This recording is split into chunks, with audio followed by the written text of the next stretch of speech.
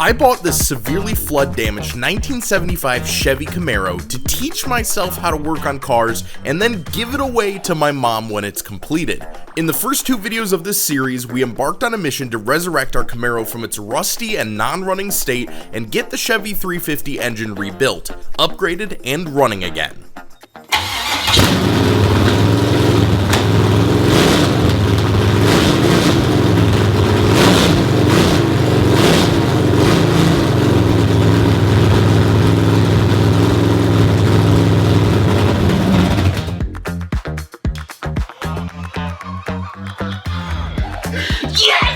It was a transformative process that taught me valuable skills and definitely scratched a niche I had to learn how to work on engines.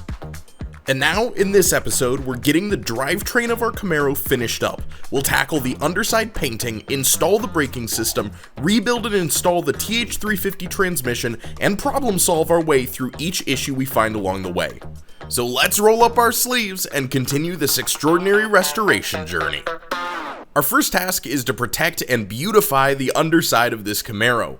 With the car properly lifted and supported, we applied a high-quality Rust-Oleum black paint, ensuring long-lasting protection against rust and road elements. Now, a lot of people will say that I should use undercoating, but I've decided against that for a few reasons.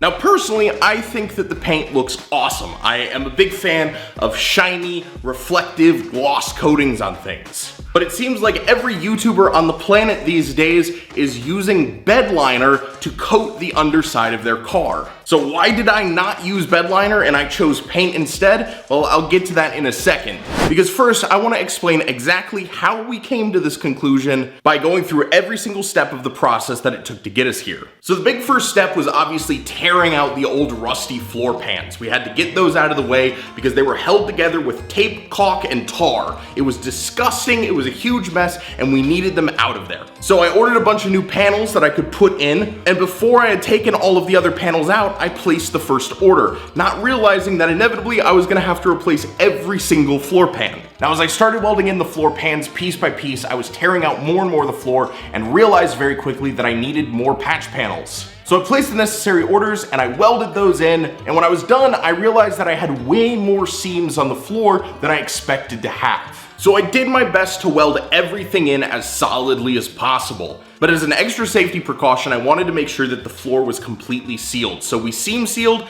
every single seam on the floor. We primed the floor with a nice sealing primer. And now we're at a stage where we could paint the floor if we wanted to. And as I was wrapping up the inside of the car, I realized I still had a ton of work to do underneath. Now, since those were new floor panels, they were already coated with some black stuff, which I didn't want to be the final finish. And the whole rest of the frame underneath had a little bit of surface rust that I had to get rid of. I had to use rust converter on it, and we still did our best to make sure that all of those gaps between the new floor panels and the frames were properly welded together. So then I was left with the important decision of, am I going to paint or am I going to bedline the entire underside of the car? And I decided, obviously, after all of that I was simply going to prime and paint the entire underside of the car. And I've got three primary reasons why I chose to do that. Starting with number one, the probably most obvious reason is cost. This is a budget build. If you followed this along the way, you know that I've put tons of money into this already. We've done brake conversions, we're doing a full engine rebuild, we're doing all the bodywork and paint, and I've just dumped a ton of money into this vehicle already. And we have an option to do something that has two different right ways to do it. I'm usually going to pick the cheaper option because we're not going for crazy perfection here. We're going for a fun daily driving car. It's gonna get beat up, it's gonna have issues in the future, and I plan to do maintenance on this thing probably for the rest of my life. So then we've got reason number two, which is, frankly, I like the way that it looks. I love the gloss black look on cars, and even though I hopefully won't be spending too much more time underneath it, it's really nice to just have a smooth surface under there that looks good, it's shiny. If I ever have to take this into a real mechanic and have them put it up on a lift, they'll go underneath and go, wow, that looks so cool, it's so shiny and reflective. So yeah, I don't know if it's because I'm young and I'm conditioned to like shiny, bright, cool things, but it looks good. I like it, I'm happy with it. That's just a personal taste preference. I like the shine. So that leads me to my third reason. This is not my second or third or fourth project car. This is my first project car ever. And knowing that and being honest with myself, there's probably things that I've made mistakes on along the way. And after doing a ton of research online, I found out that if you put bed liner on the underside of a car, it's almost impossible to get off. And if for some reason I need to get back under here and work with the metal or work with the lines or something that's underneath the car that requires me to get around some of that bed liner, it would be almost impossible for me to get it off. Whereas paint, I can take a small chunk off, reprime it, repaint it, and I'm good to go. So really the biggest reason is maintenance. Like I said, I plan to work on this car probably for the rest of my life, which means that I want everything as accessible as possible. If I coated this whole thing in bed liner, I'm not gonna be able to work on it as easily, and I want that to be an option in the future. Needless to say, the transformation is remarkable. Not only does it look awesome, but it adds an extra layer of durability and a clean finish that will withstand the test of time. Now, it's time to address the braking system, a crucial aspect of our Camaro's safety and performance. When I first took ownership of this car, I carefully inspected the brake lines, calipers, and rotors so I knew what needed to be replaced. And I decided to upgrade everything. I installed a disc brake conversion kit on the rear wheels that replaced the old drum brakes and added all new stainless steel brake lines, a new brake booster, and new proportioning valve. Now, I was really smart for the first time in this build and bought the brake lines for this over 3 months ago, and they've been sitting right over there in the back of my garage. Now, this is an all-inclusive brake line kit from Inline Tube, and they mold and create and bend and perfect all of these brake lines, so hopefully when I take them out of the box, all I have to do is straighten them out a little bit and they fit directly on the Camaro with no problems. Now, obviously that's easier said than done, so we're gonna crack this open, get the brake lines on the car, and then we're gonna install the new master and booster on the car as well to get the whole system wrapped up. So they include this little pamphlet here that tells you exactly what's included. The front to back brake line is here. We've got the rear axle line, the other rear axle line, left front, right front, and then master cylinder lines 1 and 2. So let's pull these out of the box and see what we're working with. All right, so this is definitely one of the rear axle lines here, so we're gonna put that towards the back of the car. All right, we got some zip ties here holding a bunch of stuff together. This looks like it's gonna be right and left front right here. Now, something I'm noticing here is this says shipping bend between tags, except I only have one tag on here. I don't know where the other one is. I don't know what to straighten. So I'm definitely gonna have to look at the diagram to figure out what actually needs to unbend here, because they only gave me one tag. Then we've got our big one here. And this one is most definitely gonna be our front to back. It's the longest line on the whole car. I can tell that the bend is probably right here that you're supposed to straighten it out at, but there's no tags again on this to tell me exactly what I'm supposed to do. So we'll take a little bit of fine tuning to get this one straight. And then this final one here appears to be the other rear axle line. These are gonna be the brake master cylinder lines, and we've got our line installation guide. Now again, on the instructions, it says shipping bends are required on all lines over 6 feet in length, unbend between the white tags. I don't have white tags on 90% of these. I don't know what to unbend, man. So I'm gonna hope that it is pretty intuitive as to where the lines need to unbend based on where they're going in the car. But hey, quality control. Throw some more tags on these so I know where I'm unbending, please. Carefully remove old lines. Okay, we're already off to a bad start. When tightening fittings, make sure you use a line wrench. I don't have one of those. Once the system is bled, check each connection for leaks. Okay, so we're gonna actually be doing this a little bit backwards from what they recommend. We're gonna be putting the lines in first and getting those all bolted together, and then we'll be putting the new master and booster in, and then after that, we'll connect everything together and get the brake fluid in. So let's go over the hardware that we're gonna be using to do this. Here on the workbench is an assorted array of little clips and bolts and more clips and more bolts that we're gonna be using to attach everything to the bottom of the car. Now, from memory, the brake lines run from about here up through this brace over to here, and then that's where the booster sits, right in that section of the car. Then the big line runs down this edge of the frame rail here, under the car all the way to the back. And then on the back axle, it tees off to the left and the right using those brake lines and a T-splitter. And that T-splitter looks a little something like this. I believe I've gotten this line figured out. I unbent it right along here. It runs down the back of this right here, and then it hooks up to the master and booster right over there through that coil. So now the only other one that we really need to figure out is that big, long, giant one that runs from the front to the back. And it should come up right over here somewhere. And in theory, all we should have to do is straighten out that one big bend. I looked it up to figure out a diagram of where all these things are supposed to run. So in theory, we should just unbend the big bend and it'll run perfectly from front to back. All right, so I brought you guys down underneath the car to see what I'm looking at. These little holes right here are where the brake line will fit into. But my problem is, I thought that the brake line ran on this side of the framework. And I can't for the life of me figure out where along here that brake line is supposed to bolt into. Unless it's like right here. I'm gonna straighten that out and see where it fits up. All right, I got the brake line straightened out here, and it does in fact line up with that hole right there. So I think one of the clips is gonna go in there, and if it does, then it holds it all together properly. Back here, we've got it all lined up. It fits nicely in there. That's gonna go up. Runs along here. We got one bolt there, we got one bolt there, and then it comes up underneath here, goes up towards the differential where it's going to tee off and go to the right and the left.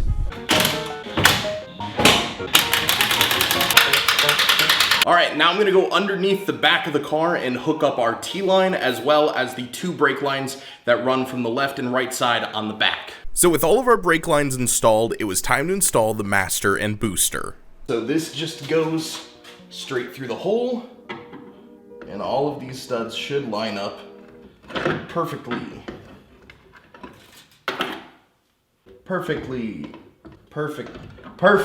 So while trying to put the booster on, I realized that these studs were misaligned. I don't know if they got bent from the old one when I pulled it out or what had gone on, but we tried hammering it, we tried squeezing it with pliers to see if we could get them to line up, and finally after trying to get them straightened up for a while, we got them locked in and we were able to get the booster seated on properly. All right, and we're on now. But unfortunately, that success did not last very long because as soon as we got that problem fixed, we ran into a problem where the brake pedal wasn't properly depressing the button that triggers the brake lights. And nothing that I could do to tighten it up or tighten the brake booster would get it lined up, and at this point, I honestly have no idea what to do to fix this. So if you guys know any solutions of how to get those closer together or what I might have done wrong with aligning the pin, please let me know because right now I have no idea how to get it to press that button. With precision and attention to detail, I made quick work of installing the new brake booster and brake lines, ensuring a proper fit and optimal stopping power. Next, I needed to carefully bleed the braking system to remove any air bubbles.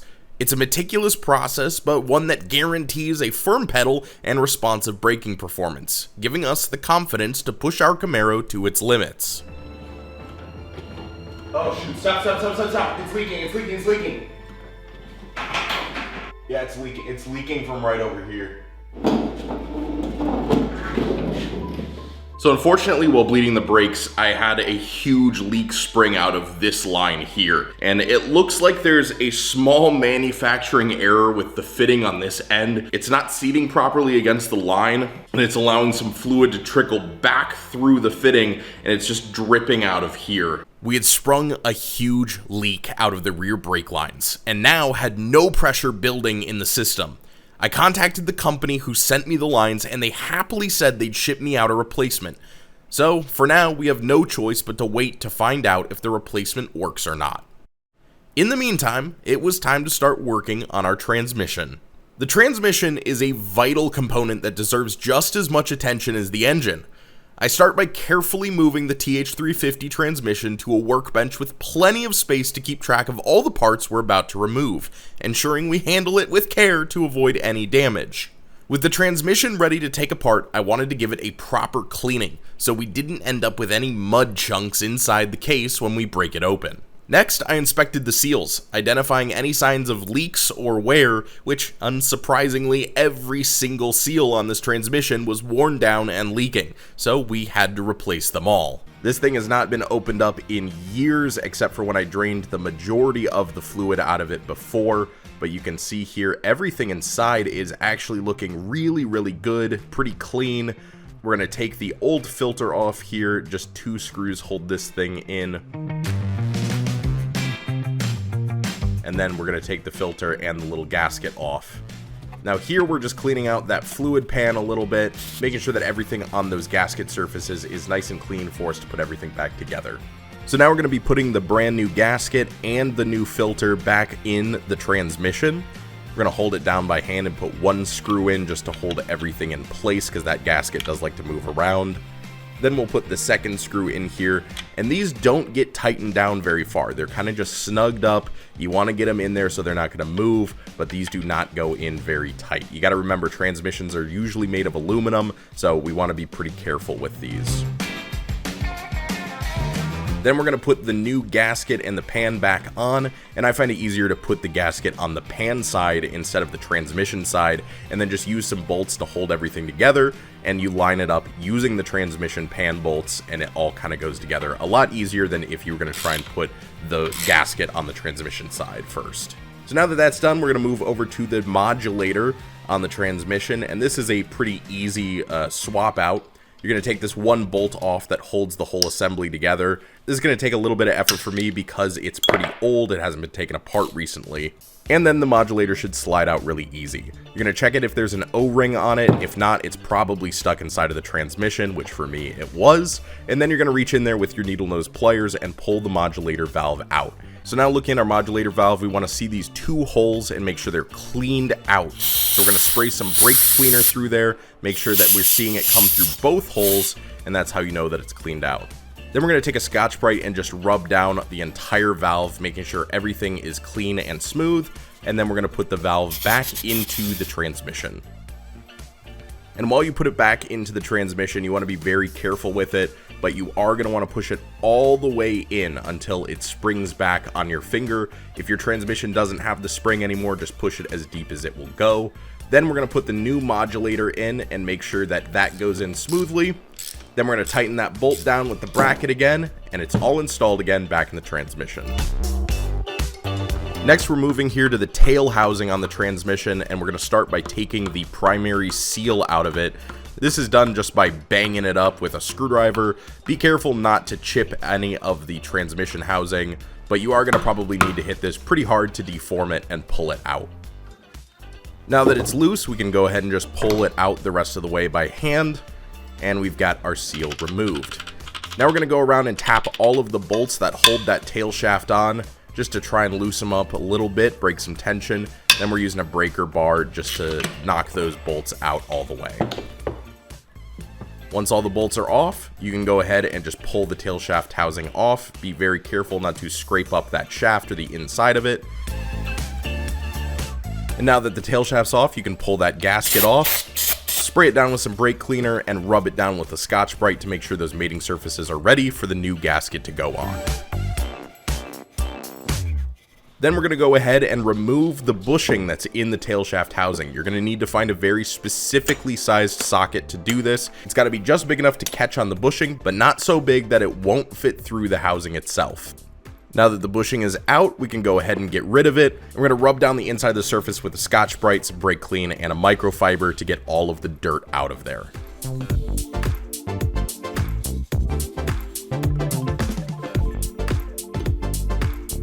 So now we're going to go ahead and place our brand new bushing into the hole by hand. We're going to tap it down with a rubber mallet just to kind of get it started here. And then we're going to move over to a large washer and beat it down flush all the way into its final resting place here in the hole. Then we're going to put our seal in by hand and then use another socket to tap it down, moving in circles all the way around until it is beaten flush into its hole. Then that new gasket goes on, and we're going to oil that up just to make sure it doesn't tear or rip as we put it on. I just used a little WD-40 to do that. Now that the tail shaft housing is pretty much rebuilt, we can go ahead and slide it back over the shaft, line it back up, make sure that it is going back on in the original orientation that you pulled it off at. This is very important to make sure everything works. Then we're going to put some anti-seize on the bolts, get them tightened back up, and that's pretty much it for the tail shaft housing. Now we're moving over to the pump side, and we're going to take this seal off.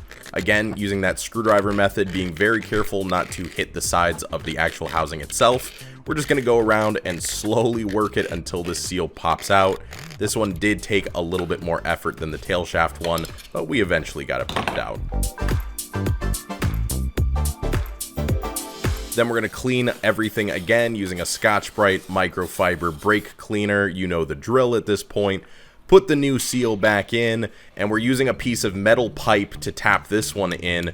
And thanks to movie magic of YouTube, this was pretty easy to get in, but in reality, this seal took a long time to get it put back into place. Next, we're moving on to one of the more forgotten about seals on the transmission, and that is the shift shaft seal.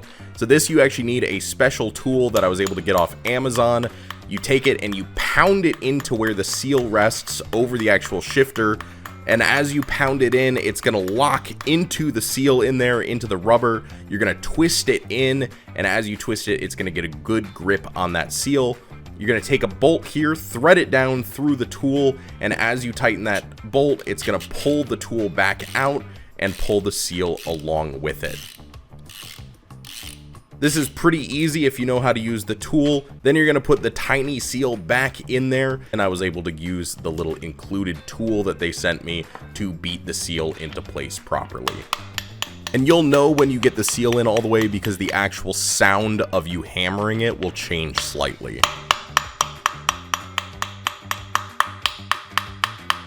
And that's it. Our transmission is now sealed again. We're not gonna have any issues with leaks coming out of the pan. We've got a new filter in it. We've got new seals on the front and the back and a new bushing in the tail shaft. Now there is one final thing I wanna do before we put this transmission back in the car. This transmission needed a makeover.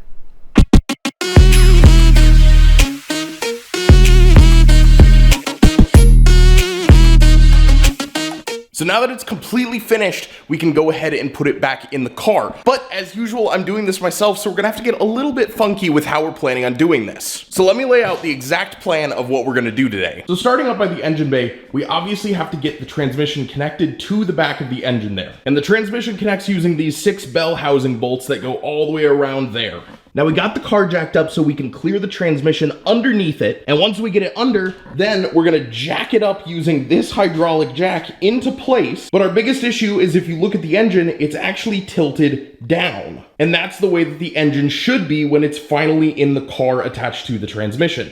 But lifting from a jack like this will make it straight parallel with the floor of the garage, not tilted down, and we need it tilted down. Now I have no idea if this is actually gonna work or not, so we're gonna have to give this some trial and error. Hopefully it goes pretty smoothly. That transmission weighs a ton, so hopefully nothing breaks during this process because that would be very sad. So our first course of action is to get the transmission off of the workbench and down on the jack back behind me. So it's time to get our big boy muscles on.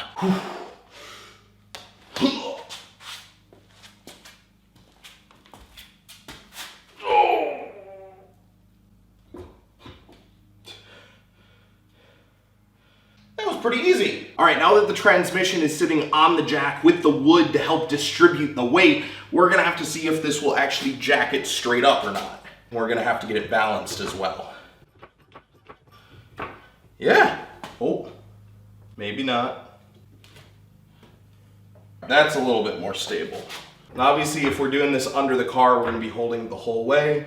So that's good. I just want to make sure that it was actually going to sit there in a stable way and go up and down. All right, so now it's time for the hard part. We're gonna have to go under the car with the transmission brace and the bolts and everything else that we need and work some magic to see if we can actually get this thing up and connected to the back of the engine. The chance of this going smoothly is slim to none, so I am mentally preparing myself for something to go wrong because that's just this type of project. Something always goes wrong. But before we put the transmission in, we gotta put the torque converter back on.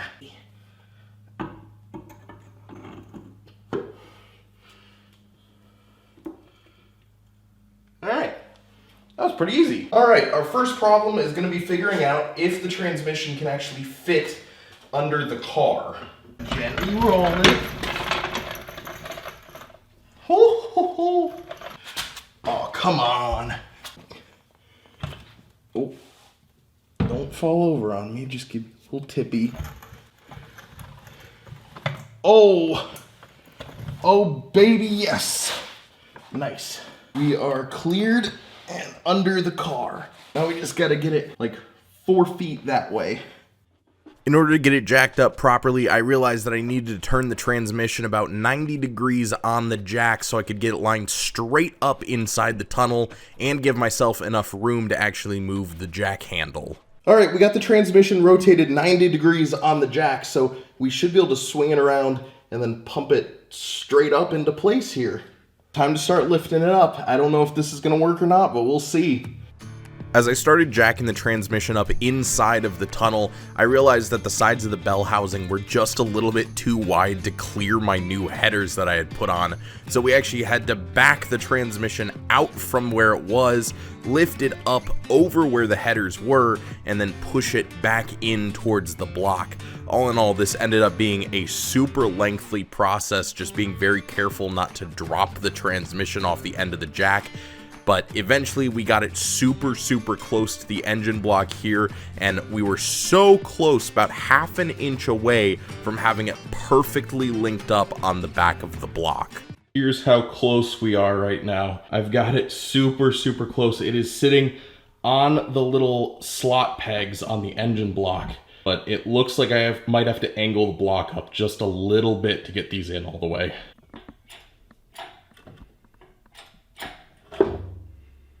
All right, we should have the same angle, which means I should be able to just kind of push this thing forward and let it slot in. Let's see. But no matter how hard I tried, I just couldn't get the transmission to mate properly with the back of that engine block. I just couldn't figure it out. Well, after about an hour and a half, it seems like pretty much nothing that I do is working.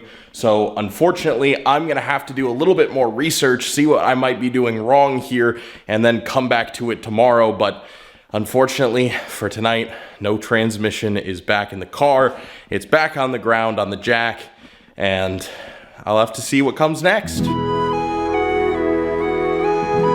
So last night I went and did a little bit of research on what might possibly be the problem and why the transmission was not seating properly against the engine. And I discovered that there's actually a little bit more to know about torque converters than I thought that there was. Primarily, that there's actually 3 stages of installing a torque converter. It's not just slide it on and you're good to go. That was pretty easy. So the important part about what I learned with torque converters is the 3 steps of installing it. First is right here, which is just getting it on the splines. Then you rotate it around a little bit and pop, there goes the second step. Then as you rotate it around, it'll link in fully with the second stage. And then you gotta just kind of wiggle it and spin it around and move it a little bit. And then the third stage will pop in where the torque converter connects with the transmission fluid pump inside, and that just happened right there. I'm pushing it in to make sure it's all the way, and all 3 steps are completed. So now that the torque converter is properly installed, this should be a breeze to get the transmission linked up. We already got the angle set, so the only problem with installing it before was actually that the torque converter was sticking out too far and was ramming against the back of the engine, or I guess actually the crankshaft where it's supposed to slot in, and as a result of that, it wasn't able to close that final like half-inch gap between the engine and the transmission housing. So now that that's installed properly, I'm gonna go back under the car, see if we can get that linked up. So with everything properly assembled this time, we went back under the car and started pushing everything back together. And as I wiggled everything around, eventually everything made it up perfectly, and we had the transmission linked up with the block. If you guys look right back through there, you can actually see the transmission housing is almost completely flush against the block. We got it on the pins, we got the torque converter in, everything is meshing properly. Now we're gonna throw some bolts in.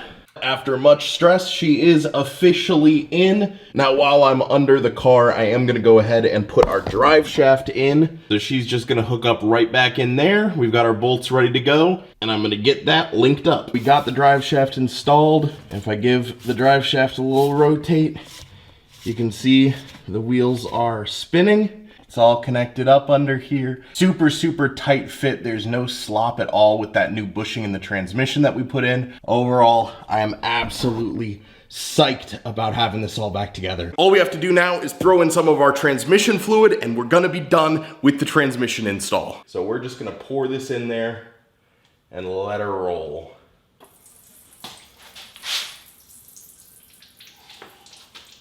We have a small spill. That is where our kickdown cable was supposed to go, which I forgot to install. So now we're dripping transmission fluid everywhere. All right, the kickdown cable is fully installed, and you can see if we pull it, it springs back. So we're all hooked up in there now, thank God. So we probably lost about half a quart of transmission oil by doing that. So I'm gonna put the rest of this in here, and then I've got a little extra for a backup. We stopped the leak that was coming from the kickdown cable, but now we have a small trickle coming from where the actual filler pipe connects. So I'm assuming we probably need a new O-ring or something on that. So I'm gonna leave that in there for now just so it doesn't flood out all over the floor. And I'm gonna have to clean up this mess. Installing the transmission brings us one step closer to the first drive we've been eagerly anticipating. Or it might just tear itself apart the first time we put it in gear. There's only one way to find out. It's a crazy feeling to see the Camaro coming together like this. We've got brakes and our transmission installed now, but we have plenty more to go. In the next coming episodes, we're going to be getting the engine tuned in. We're going to be hopefully taking it for its first drive, and then we get to start doing all this body work to bring the Camaro back to its former glory. So make sure you subscribe and hit that notification bell so you never miss an episode of this series, and I'll catch you guys in the next video. See ya!